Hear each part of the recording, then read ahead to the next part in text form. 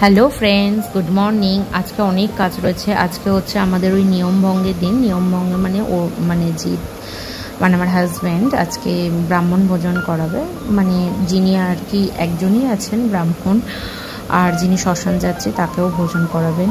তো সেই জন্য একটু মাছ রান্না হচ্ছে, দু রকমের মাছ রান্না করছি। আর এদিকে মেয়ে কী করছে সেটাও দেখতে যাচ্ছি। স্মাইলিগুলো স্কুল থেকে দিয়েছে, সামার ক্যাম্পে গিফট পেয়েছে। আর এই রান্নাটা করছি মেয়ের জন্য।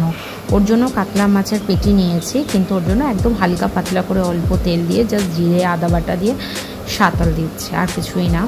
আর ইন দ্য মিন টাইম এত জোরে বৃষ্টি পড়ছে কি বলবো, কিন্তু মানে একটু ভেজা ভেজা মন পড়ছে, একটু ভিজে নিচ্ছিলাম। তারপরে মাছের ঝোলটা স্টার্ট করে দিয়েছি। আমার মাছের ঝোল কমপ্লিট হয়ে গেছে, এবার পাবদা মাছের ঝালটাও হয়ে গেছে। আর খেতেও দিয়েছি, আমার হাজব্যান্ডকে খেতে বসে গেছে, ওনাদেরও খাওয়া হয়ে গেছে। আর বিকেলবেলায় সেই মেলায় গেলাম।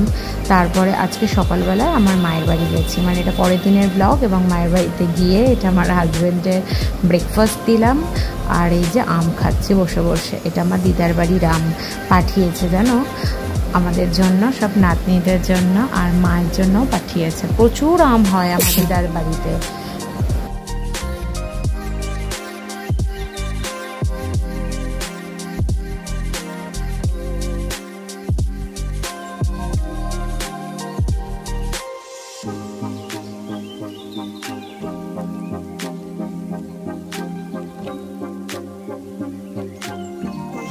পাঁচ ছটা গাছে এরকম প্রচুর আম হয়।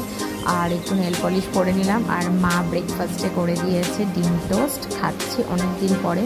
বাড়ি এসে একটু ধোকা ভাজা করলাম, হাজব্যান্ডকে খেতে দেবো। বাই, কেমন লাগলো?